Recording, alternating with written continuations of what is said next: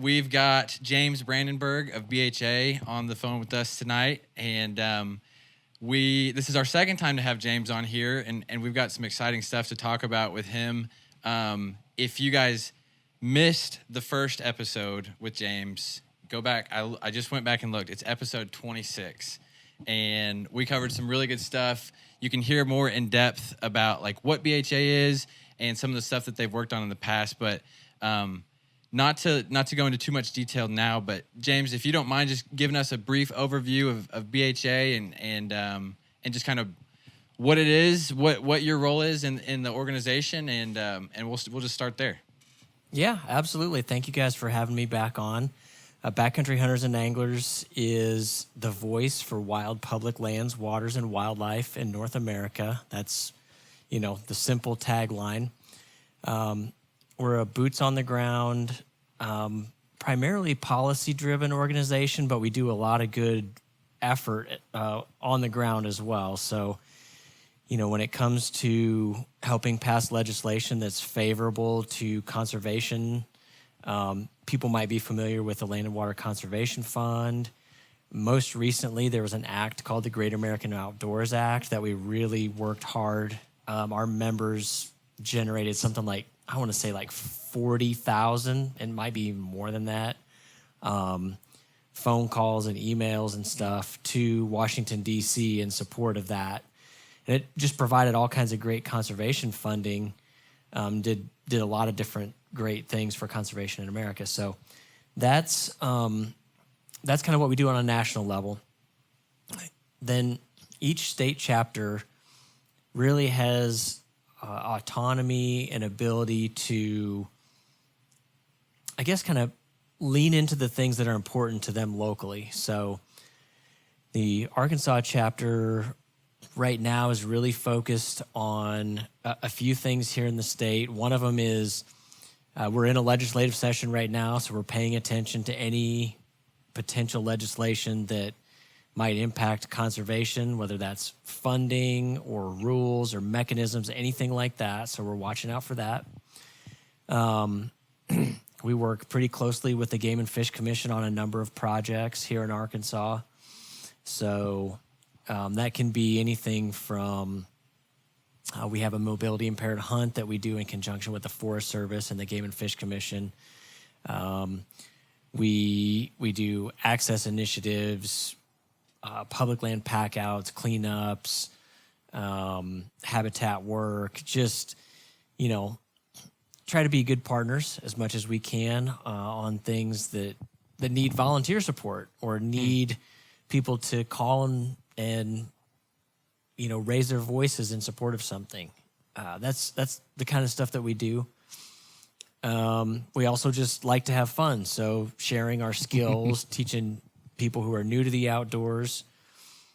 We try to get them involved as well and make them feel comfortable because, not everybody knows what to do when you go out to the national forest, what you can and can't do, where you can and can't go. Yeah, right.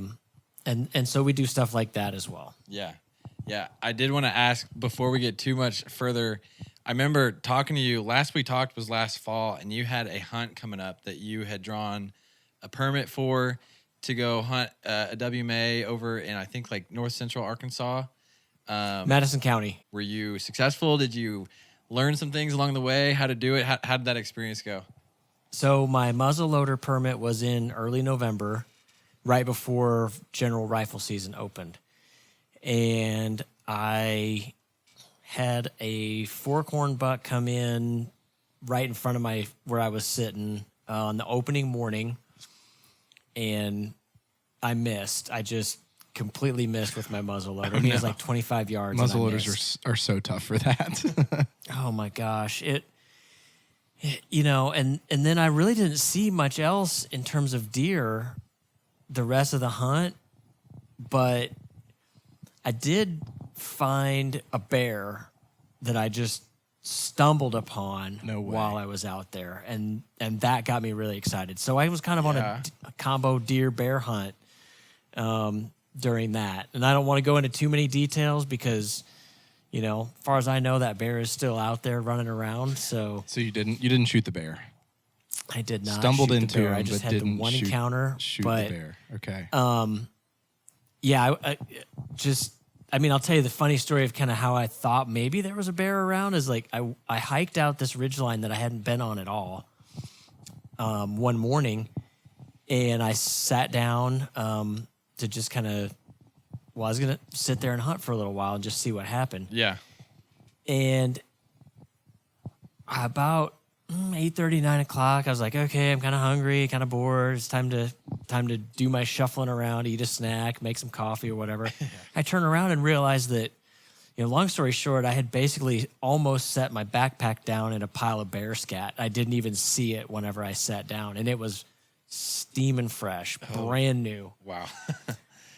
And so I was like, well, And eventually then I went looking around on that same ridge line in a different place, and sure enough, I mean, I turn around and the bear is just staring at me. No and way. I was like, How close is was that he? a bear?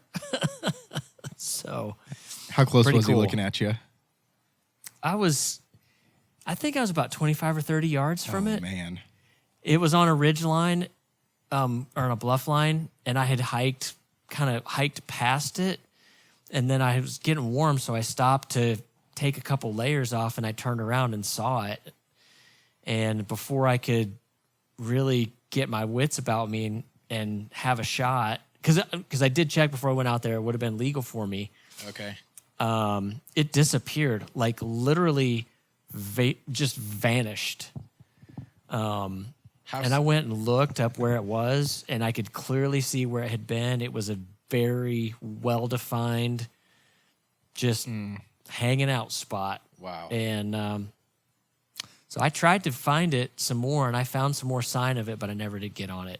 So that was a muzzleloader hunt. Then the rifle permit was in early December, and I went right back to the same spot.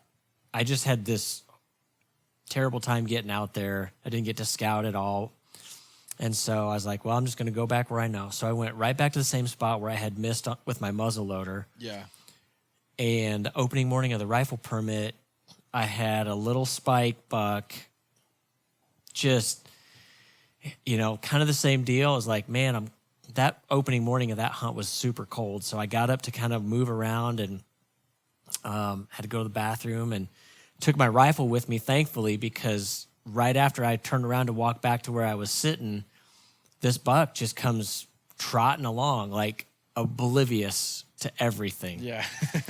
And I looked at it, and I'm like, oh, yeah, this is going to happen. I want venison in the freezer. Yeah. And I had missed a really nice buck on my family's property in Missouri during the general rifle season up there. Okay. So I was, You're ready to I was put looking something for on the redemption, ground. basically. Yeah. So I just drew a bead on that one and dropped him pretty much right there. He ran for about 30 yards, but he was mortally wounded. Yeah. For sure. So that was my first ever buck on public land. First deer that I've ever killed in Arkansas. I've always, because I'm a later in life hunter, so I've always hunted in Missouri. Okay. Gotcha. And I've always deer hunted in Missouri. I've hunted a bunch in Arkansas, but it's never been successful. Yeah. And so that was my first buck in Missouri, my first buck in Arkansas, my first public land deer, and I was just super ecstatic for it. And that rifle hunt can be very, very difficult. There were Definitely. just a handful of deer taken on that whole 5-day hunt, so I was really? pretty thankful for it. Well, that's cool, man. It seems fitting that the president of the Arkansas chapter of BHA went out, hunted public land, took a public land buck off of it, his first public land buck. So congrats on that. Thank you. That's exciting stuff. What else since then, since we talked last? So you went hunting, but what's been going on with BHA? What have you guys kind of been up to since the fall, or since the summer? Really was when the last time we did that episode. Yep. And since we talked about Pine Tree, which, quick plug before we get into that, Pine Tree, the research station, is a really, really cool story. And if you guys haven't heard that story and you want to get into the details of it, again, episode 26, make sure you go back and check that out. Really, really cool. And it was a story that made it very like tangible for me of, oh, well, public lands are under threat, not just out west in Alaska where the oil leases are coming in. Like these things can happen in our backyard and at home. So quick plug for that. If you want to add anything to that, you're welcome to. But what's been going on since then? Yep. Yeah, so everything's still going well with Pine Tree. No issues there. So since last summer, we get pretty quiet, if you will, in the fall. Of course, we had our, in September, we had Public Lands Month, and we did a few public land packouts for that. We had a really successful event in central Arkansas around the Lake Winona watershed. And one of our board members down there, Mark Izzard, coordinated with several different agencies. And the reason he had to do that is because he found an illegal tire dump. Okay. And I don't know, if you want to take tires, getting rid of illegally disposed tires is very difficult. Why? It has to do with, all the regulations that go around. People used to just pile them all up, and of course then they would leach chemicals and become nuisance, like mosquito infested areas and all of that kind of stuff. Or people would set them on fire, and that's a huge problem. So, when you try to get rid of tires, you have to jump through a lot of hoops. It's basically hazardous waste. You're disposing of hazardous waste. Okay. And there's a bunch of rules about what you can do with them after you collect them. We pay, every time you buy a new tire, you pay a fee for the future disposal of that tire. So these are a bunch of tires that who knows if any fees have been paid and all that kind of stuff. Interesting. So we had to coordinate with the Forest Service, Solid Waste District, county judges, Central Arkansas Water. And almost like at the last minute, this thing almost didn't happen because you just couldn't get it all coordinated, and somebody came through and got it set up. Pulled 140 tires out of this ravine. Had some people show up with winches and really help out. There's at least another 140 tires in that ravine. No way. They're going to go back in there sometime this spring and get them out of there. Wow. Golly. So that's a ton. That was a really successful event that we did. And then, it's crazy because we do this stuff and we scramble and work to get it around, and then we just move on to the next thing. So, that's probably the biggest stuff that we had in the fall. We had our public land beer out there from Ozark Beer Company. Really good beer, by the way. Yeah, yeah. I mean, I wish I could. I would say thank you. I had no say in it. It was just like you let the experts do what the experts do. Yeah, sure. The goal there was hey, let's have something that's easy to drink, that would be great for the fall, and they really came through. So, well, James, I'll say this real quick. I don't go buy beer all that often, but it was kind of fun walking by the beer aisle in my just local Harps where I do most of my grocery shopping because it's close to our house, and seeing the BHA logo and partnership and all of that, and honestly being like, hey, I know that guy. Like, I know the guy who does that and who gets really excited about Arkansas public lands. And it was maybe the first time in just, I don't know, the broader like sphere of the world, I don't know, the economics of beer and everything else going, I actually have a connection to that, and that's kind of cool. Not that we did anything from the Ozark podcast, just like, oh, we know him. He's one of our buddies, and I don't know, great logo. It looked awesome. The beer was good. Yeah, it was they really cool knocked it out of the park for us. And of course, they donated a portion of that to the Arkansas chapter for that. So there's some cool carryover from that, and I think we're gonna have that when we talk about Black Bear Bonanza here in a little bit. I do think that we're going to have that beer at Black Bear Bonanza. Ozark is providing beer for that for us again this year. So. Oh, that's cool. Yeah, we want to talk about that for sure. I think honestly, going back to what you said, Kyle, before we had talked with you and just kind of hearing about BHA, I don't know that I would have known what that was. Walking through Walmart and seeing that on the shelf or something like that. I just would have been like, oh, cool, public lands beer. Not really sure what that is, but it's a cool story and just again, really cool that made it into production and out into the world.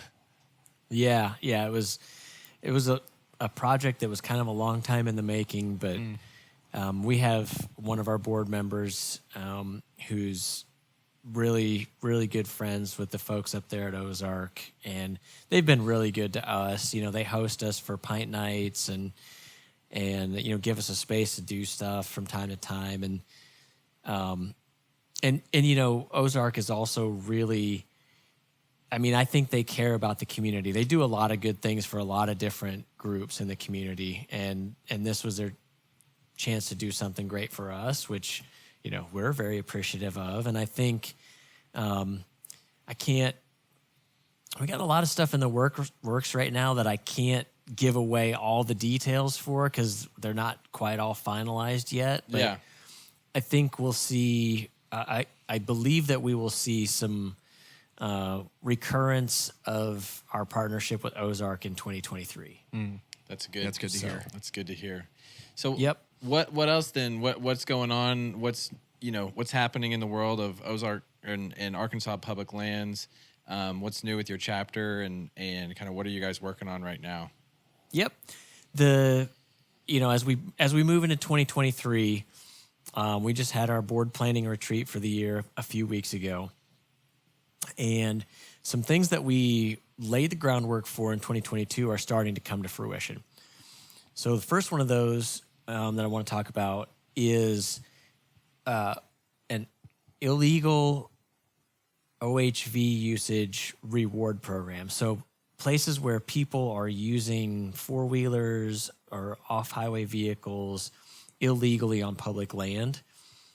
BHA has a reward program for that. And last year, we kind of started getting it all set up to be able to put signs out in places where it's a problem. Really? On, let's say, National Forest or WMAs in our, Game and Fish Commission properties.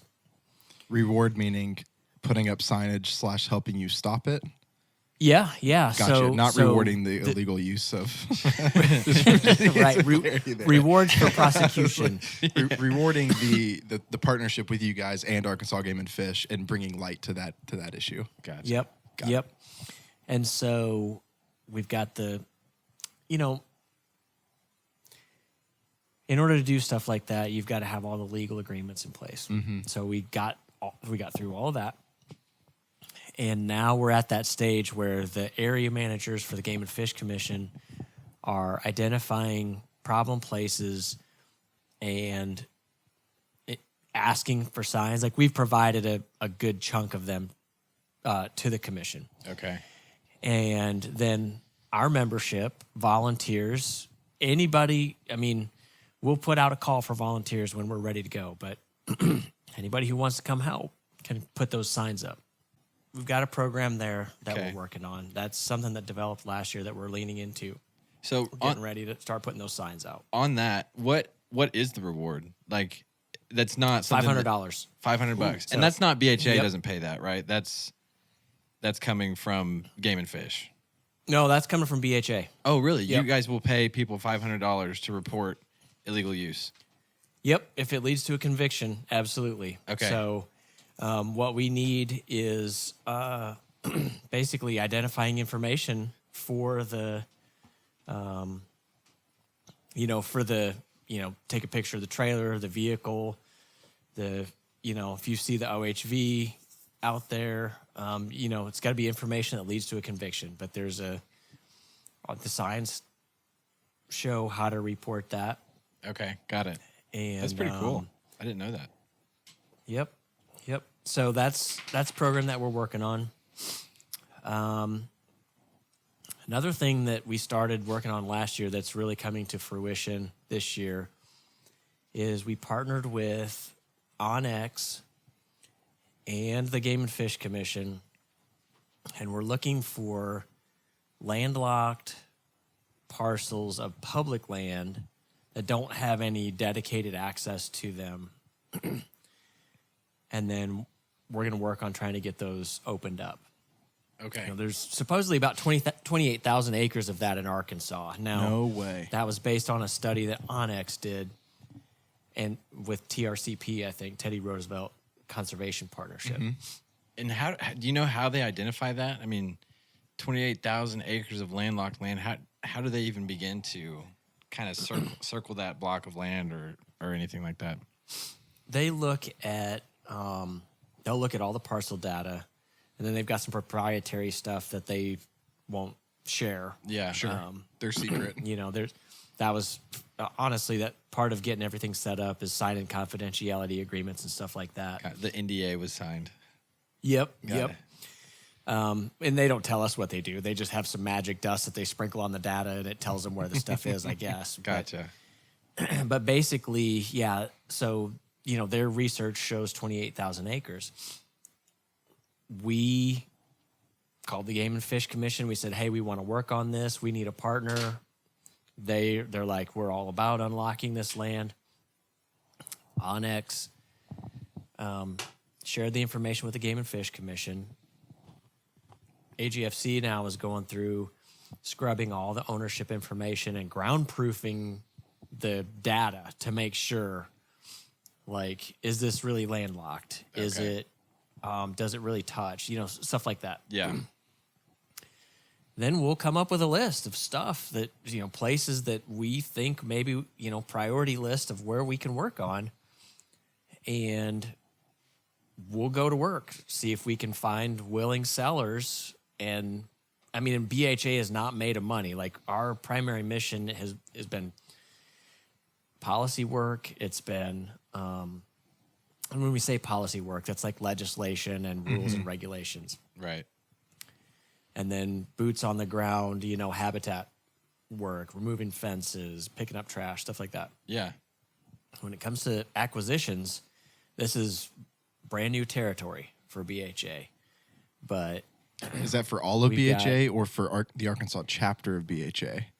all of BHA. So y'all are forging new ground even in the oh, that's amazing. Because even the policy or even the procedure that you could set in Arkansas could be a formula used in Wyoming or Colorado or something like that for like, okay, this is working. Let's go ahead and implement it across all BHA chapters. Yep. That's a huge deal. And remember, the cool thing about BHA is that it's kind of a choose your own adventure organization. So what works really well, what motivates our membership in Arkansas may not be the same thing that motivates somebody in another state, which is fine. Like, the great thing is that we kind of have that freedom to pick within a certain range of things. This was something that we felt as a board that was really important for us, especially coming off the pine tree situation. Absolutely. Was like, let's be proactive and go out there and see if we can open up some new ground. And it dovetails really well with the Game and Fish Commission's Natural State Tomorrow 5-year strategic plan, because they want to add 5,000 acres of public land in Arkansas over the next 5 years. Yeah. So if we can find places to do that, that's great. And another thing that we have not, I can't give many of the details yet at all, but we found the first one and we're working on it right now. That's awesome. It's really, really exciting to be able to provide full dedicated legal access to a piece of property that hasn't had it before. Yeah. Man, that is so cool. So without getting maybe into too much of the details, like just the general strategy, what is so once you acquire the land that opens up the access, do you turn that into like a conservation easement? Do you give it away? Do you donate it? Like what does that look like? The end goal would be would not be for BHA to buy and hold property. We don't want to be in that business. Okay. Yeah, you're not a real estate development type organization. Exactly. And there's other great organizations whose mission really revolves around that. Yeah. And so I would say that our primary objective is to act as a facilitator. And if we can find a partnership of people who can bring funding to the table or a mechanism, whether that's a conservation easement or an outright purchase or a donation even. Yeah. And we can find the end goal agency to take ownership of that property. It might be the Game and Fish Commission. It might be the Natural Heritage Commission. It could be a state park. It could be the Forest Service. There's lots of different options. Organizations that could do that. Gotcha. Man, yeah, that is really cool. I'm excited to hear more developments coming out of that. Yep. So those are two big things that we're working on. Another thing, really the last big thing that I think is important to talk about is that we're putting the emphasis on the angler part of backcountry hunters and anglers this year. I think that's something that we've heard a lot, and we have a lot of membership that really, especially in Arkansas, loves backcountry fishing. Yes, we have great trout fisheries. Yes, we have great bass fisheries. But we have some really cool places to get out and fish in the national forests, frankly. They're not going to be, we don't want to blow up the spots. We're not trying to send armies of people out to one fishing hole. Blow up the fishing hole, exactly. Yeah. The idea here is to start really highlighting all the different ways that you can fish and recreate on public water in Arkansas. Because, think about it. All the lakes, all the rivers, the creeks, that's public water. And so we have our very first public waters chair, Rick Spicer, who a lot of people will be familiar with Rick. He's, Rick is like the most Renaissance backcountry guy that you could imagine.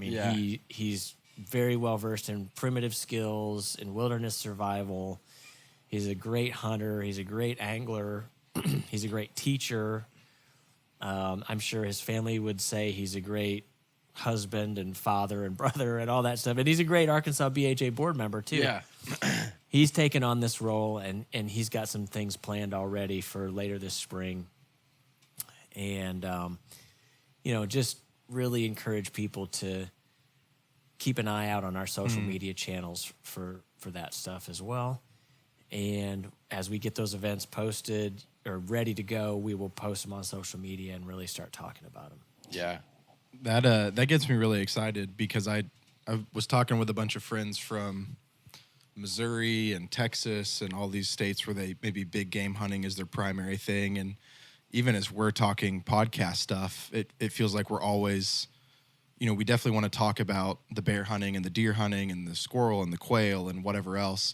But it's so natural for us, especially with what Kyle and I love to do, to immediately go to fishing. Yeah. And I was thinking maybe we're just doing a bad job of trying to find the right amount of people to interview for the Ozark podcast as we're talking about all things outdoors. And really the more we talk about it, it's like, no, the Ozarks are geared toward some world-class fishing.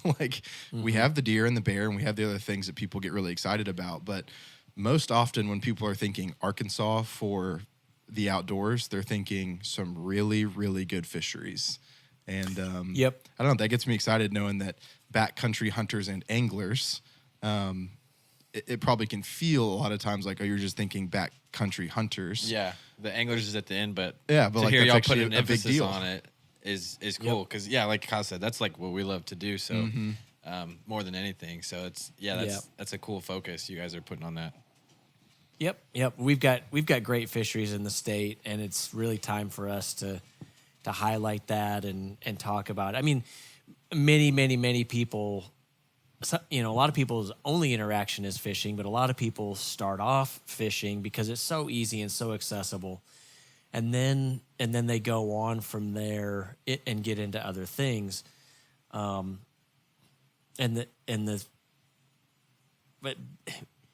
fishing in the backcountry, I mean, what's more iconic than just trying to get away from the crowds and just kind of walking up a stream bed, looking for places to cast? Yeah. Literally It's nothing. super fun. Nothing is more iconic. Seriously. That's amazing. So, I mean, that's a snapshot of what we have going on this year. Besides, besides Black Bear Bonanza, which is coming up here in just a little bit over a month. But Yes. the rest of the year, that's what we got going on. Gotcha. And there's one more thing before we get to Black Bear Bonanza, because I want to finish there because that'll be exciting to talk about. You guys, last we talked, you were working on this, and I think I saw something on social media. You guys have launched some local campus chapters of BHA. Yep. On colleges. Where have you launched that, and what is the intention behind that? We have one at Arkansas Tech in Russellville right now. Okay. We started there. We had an interest from a faculty advisor, Dr. Michael Bradley, down there. And we had some students interested and felt like, if you've got fertile ground, you got to plant seeds and see how it goes from there. So we've started with Arkansas Tech. We would welcome the opportunity to start chapters at any other colleges in the state where, as long as I think the recipe for success is that we need a faculty advisor, and we need a handful of students who are willing to put in the work to get the chapter going. So Okay. Arkansas Tech is the first one. It's the only one in Arkansas right now, but we've got 30 or 40 around the country as a nationwide organization. Okay.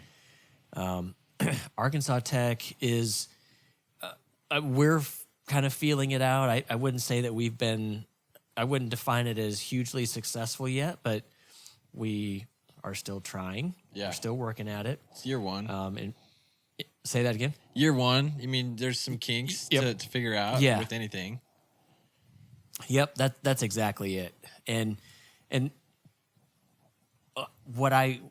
fact, we were talking about this today. What I heard was that student organizations have struggled a little bit in the wake of COVID anyway. Okay. And so, we're hoping that we keep it going. We keep revising strategy and keep pushing on it, and that one will get going. And meanwhile, look for other places. If anybody's listening from Fayetteville or Fort Smith or wherever wherever in the state that they might have a university that they want to have a college chapter, let us know, because I mean this is not necessarily an Arkansas BHA initiative. This is a nationwide initiative, and so there's national staff to help support that and help get it going. And Kylie Schumacher is the one who leads that for BHA nationally, and she's great. She's so fun to work with, and so helpful for the students and the faculty advisors to get it going. Very cool. That's exciting. I'm sure we've got a few people down in Fayetteville listening to this, and if you're a student at the U of A, or even some of our buddies who are still down there at the U of A. I wish we weren't multiple years removed now. Yeah. It'd be real easy if we were a couple years out. Yeah, absolutely. Sure, I know there's some guys listening who are on the U of A campus. Who Yeah. would potentially get really excited about something like this. Yeah, for sure. Well, that's cool. That's cool. All right. Now, finally, let's get to Black Bear Bonanza. We've been. I feel like you've been teasing this really Well, hard. I know we have. Let's hit it because I'm excited about it. It's coming up. I'm excited about it. You've got some big stuff going on. So, for anyone who doesn't know what it is, talk to us about it. Okay, Black Bear Bonanza 2023. It's March 4th at the Benton County Quail Barn in Bentonville, Arkansas, which is out Highway 72 west of Bentonville, and We did it there last year, so anybody who attended last year is the same place. It'll be 9 to 5 on that Saturday, March 4th. So like an all day thing. All day thing. $10 gets you in the door. 12 and under is free this year. Last year we had a family ticket, and we just decided, hey, let's not do that. $10. It's $10 to get in. If you're under 12, you get in for free. It's super family friendly. Okay. So we'll have all kinds of different exhibits, and we have a lot of more vendor support this year. So I'll talk about the sponsors here in a minute. But lots of educational stuff. Game and Fish Commission and Arkansas Game and Fish Foundation are both coming and bringing a bunch of activities and educational material for the kids. We will have, once again, Myron Means, who's the large carnivore biologist with the Game and Fish Commission, will be there. Yep. He'll be there all day, and we have some time set aside for him to do Q&A and maybe make a presentation on the state of bears in Arkansas. Yeah. We got to interview him. He's a super cool guy. The first time I ever called him on the phone to say, hey, we want to talk to you, I was like, what's going on, man? He's like, oh, I just caught a big bear. I'm going to let it go. I'm like, dude, you have the coolest job on the planet. So for him to be there just to talk about black bears and everything that he knows, that in itself would be cool, just to come hear him, speak on the subject. Yeah. And I just got word earlier this week that Dr. Jen Ballard, who is the veterinarian for the Game and Fish Commission, she's got a research team that's been doing some work here in the state. Because, we have all is not perfect with the bear population in Arkansas. We've got a little bit of a mange problem starting to pop up in the Ozarks. Okay. Myron probably talked to you guys about that. Yeah, don't love that. Yeah. And so they've been doing some research. I don't know for sure if that's what it is, but I heard that they want to come and also do some presentation during the event. So super excited about that. Yeah, that'll be cool. Then we're going to repeat a couple of things that were really fun and successful last year. The first thing is we're calling it the world famous owl hoot contest. I don't know if it's world famous, but that's what we're calling it. Fake it till you make it. Yep. So we'll have the world famous owl hoot contest this year. Brent Reeves is going to MC that for us, and Clay Newcomb is going to be one of the judges. Awesome. And hot off the press, Anne-Marie Doremus, who is a Game and Fish Commissioner, is going to be another judge for us this year. So it's a good judging cast. Oh, absolutely. Top the line. Absolutely. James, do you feel like you have a pretty good owl hoot? No, I have a terrible I was going to owl ask you to hoot. do It really, it on mic, but if you said it's no good, we won't do that to you. yeah, I mean, especially not with the frog that I have in my throat right now. Earlier, I'd probably sound more like a terrible crow call than I would. Hey, that works for turkeys too, man. That's true. So we're going to do the owl hoot contest.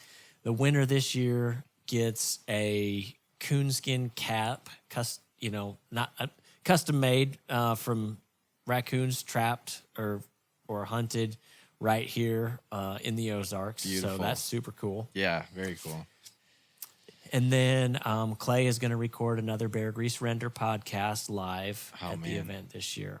That's awesome. Then we're doing some new stuff this year that we're really excited about. So we wanted to get it more educational around food and the idea of, number one, using the resources that we have, like bears, for food and making that connection for people. Because with all the people who are moving into the area, they may not be familiar with hunting. They may not be familiar with wild game as food and some of the ethics that we hold. And so we are going to do both a wild game butchering demo. Rick Spicer is going to do that for us. And he's done this on several occasions in different venues. And so, just basically, you've got an animal. What do you do with it now? How can you take this and make it into food for yourself? Yeah. It we won't be doing like the field dressing part of it. You know, that's just almost impossible to do. Like, You'd have to really like that, time getting a doe or something. And then freeze it for a couple of days. Yeah, and then you're Yeah. after hunting season, aren't Yeah. you? Yep. So, but then, you know, breaking it down into the muscle groups and all of that kind of stuff. So Rick's going to do that. Yeah, that's super. Just on that real quick, that's super important because I feel like there's a lot of people, kids who grow up and, you know, they don't make the connection of like, oh, that chicken in my fridge came from an animal. And like, if I had chickens, I could have meat and, you know, make food for myself. And, you know, just all that connection. It seems basic. It seems like obvious, but to some people it's like, oh no, that's a totally just weird idea to think that living animal could be food and it's that connection is okay. And that's, you know, what it was made for. Or even how many hunters have never processed their own game. Yeah, that's true. Yep. Like I think game processing is a very important thing. So I don't want to say anything that would put anybody out of business, but I know a ton of hunters who have shot and field dressed a deer and then they've never touched it past that. And so they have no idea, you know, what they're eating or what they're getting it from. They don't, you know, you say backstrap to them and they're like, well, that's just the best cut to eat, but they may not, unless they, you know, they know their stuff, but I'm sure there's people out there who don't know what that cut even is or where it comes from or why it's the best cut of meat or anything like that. From the venison that they got on their hunting property, that kind of thing, which, I don't know, that's super important. You're totally right. Yeah. I can think of a couple of friends of mine right now who have every single time they just pay for it because it's convenient. And like you said, game processors are important. But yeah, I don't know that they would know where the tenderloin is or the backstrap or what, you know, a round of eye or where the jerky meat comes from or anything like that is like, oh, that's just never had that chance to see that cut of the meat or dive into it with my own hands. And there's a lot of people too who are super intimidated by the thought of what they might be very interested in hunting, whatever it is. You know, it could be small game, it could be birds, it could be a large game like a deer, but they're super intimidated by the fact of what do they do? What do I do with it after I kill it? You know, I'm interested. I'd love to be able to do it, but I don't know the first thing about how to even acquire that skill. Yeah. And so we want to make that stuff approachable and create a platform for people to ask questions and make connections. You know, a lot of times hunting mentorship is not just a one-time transaction. It takes a lot of effort. It takes a lot of trust, you know, all of that kind of stuff. And so to be able to maybe be in a venue where, hey, it's cool. If you don't know what's going on, there's people all around you who do know and will help answer your questions. And maybe we'll just organically create some of those relationships that in turn welcome new hunters into the outdoors and teach them the skills that they need to be ethical and successful in what they do. So that's a big part of what we wanted to do with this year's event was start to break those barriers down. Got it. Yeah. So getting a bear is a little bit tough. It is tough. Especially in March. Yeah. So we're going to do a deer. I love it. Fair enough. Now that And really that will is so be- important. You think about how many people may move in from out of state who get curious about what Arkansas has to offer, and they don't have, you know, a granddad or a dad or a great aunt or somebody who's really good at finding, pursuing, hunting, taking, and butchering wild game.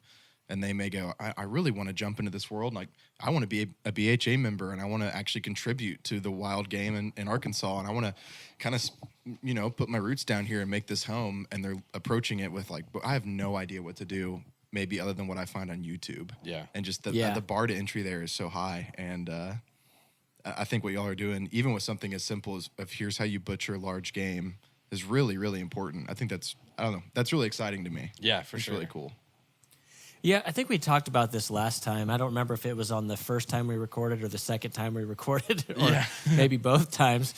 But we, you know, we talked about this idea of all these people who are moving into the area, and welcome to the area. This is what we're all about. It's our responsibility, the ones of us who have been here a little while longer, to transmit our culture to these people and help us keep this place great. And part of what makes it great is our love of the outdoors and our respect for what it provides and our desire to shepherd that into the future. And so this is a great, for us, this is Black Bear Bonanza is the venue for that to happen. Yeah, absolutely. So you'll have the butcher.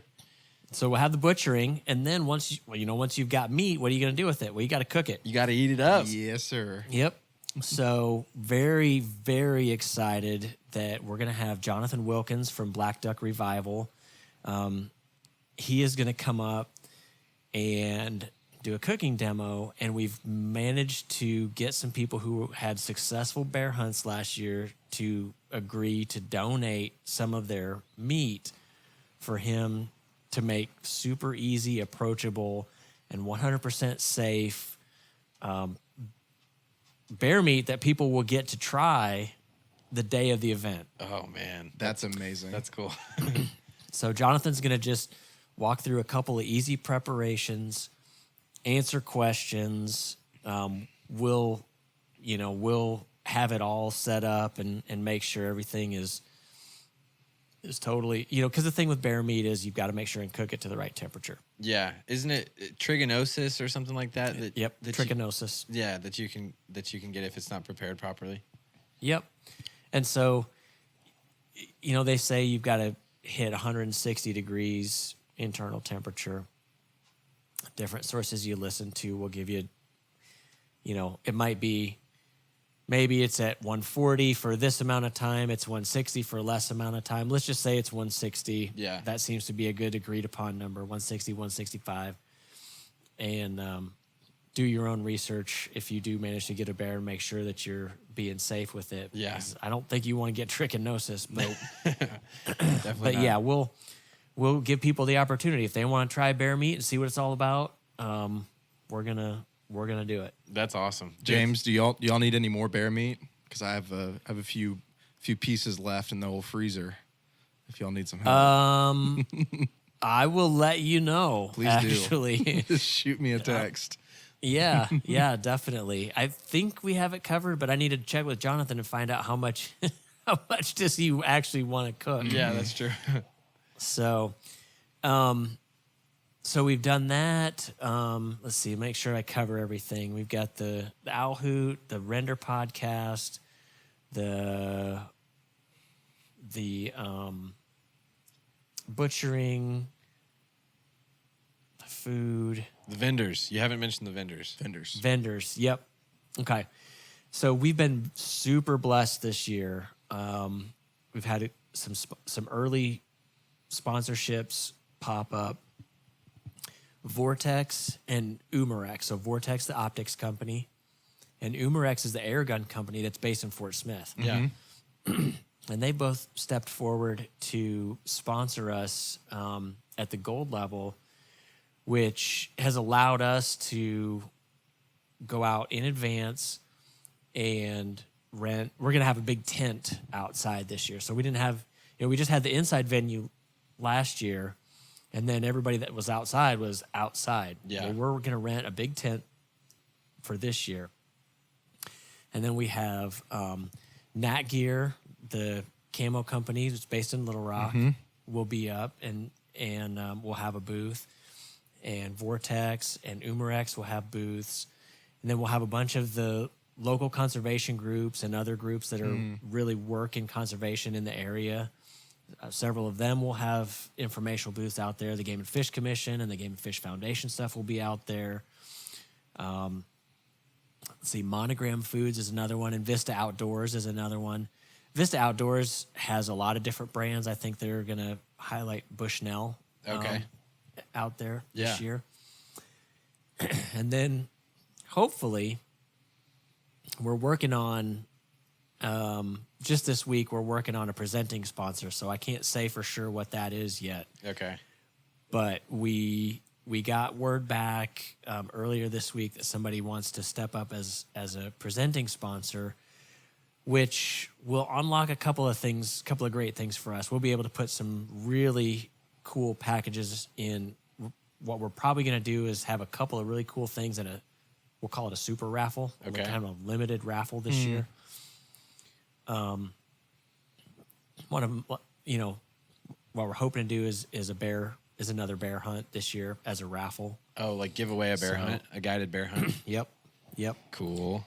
And then we have a custom knife that Garrett Polk made. He's another one of our huge sponsors. He's put so much sweat equity into this knife. So Clay Newcomb gave us a femur bone off of one of the biggest bear he's ever killed in his life. Okay. That's sweet.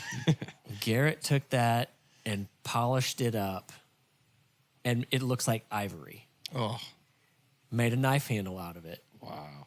And then made this beautiful mirror finish skinning knife. We've put pictures on it on our social media, Yeah. On Instagram. And we're going to raffle that thing off. Let's say it's $1,200 of materials. The amount of time that Garrett put into it is priceless. And then it's Clay Newcomb's bear. Yeah. You know? Yeah. That's super cool. So we're going to raffle that dude off.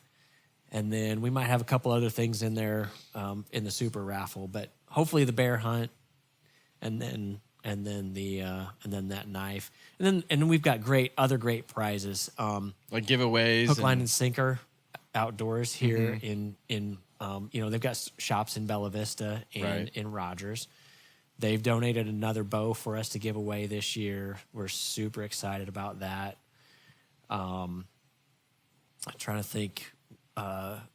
Every time you sit down and start listening this, listing this stuff out, you forget somebody. So Yeah. but those are some of the big ones that we have. Yeah. Super easy to find information about it. I've been doing this the last couple of days. If you just Google Black Bear Bonanza, website will pop up and take you right to that page.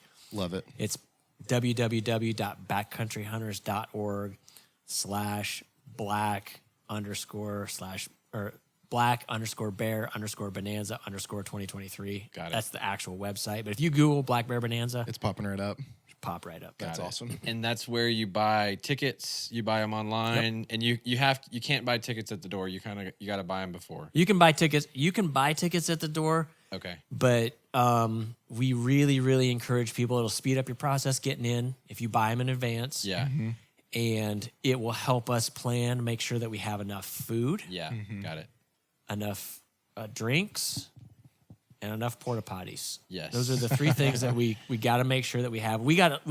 Frankly, we got a little overwhelmed last year. We had a lot more people than we expected. Well, that's good. It's a good problem to have. So we want to make sure we have enough of all of that stuff to go around this year. Man, that's awesome. I'm super excited for that. Definitely we'll be clearing the schedule to make it out there. So yes, hopefully we see some listeners there, and hopefully we can all hang out and chat it up, and you'll be around, I'm sure, to talk and mingle. Yep. Yeah, I just put it on my Google Calendar as we probably speak. be working the door this year. Working the door. Yeah. Very good. So I remember, so there's one other thing that people will find very interesting. So Devin Pettigrew is an archaeologist. Oh, that's right. And he studies ancient hunters, ancient hunting techniques, and his primary focus is stone points, atlatls, and darts, and all of that. So if anybody knows what an atlatl is, it's basically like this big lever that you use to huck a big dart. And it was before bow and arrow, it was a major hunting weapon of Native people in North America. Yeah. So he's going to be giving a talk on ancient bear hunters and atlatls. And then he will be demonstrating how to use an atlatl No way. at the Black Bear Bonanza.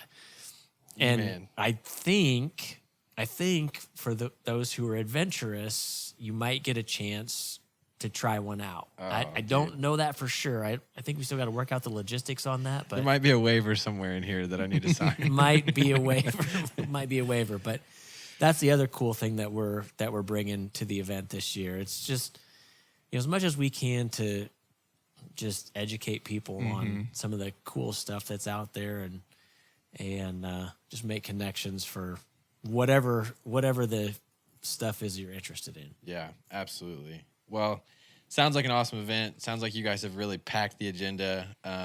And even, you kind of think at the beginning, like 9 to 5, what are you going to do all day? It's like, no, you got plenty of stuff that's going to be going on. And I'm excited to see it all come together. That'll be cool. It's going to be awesome.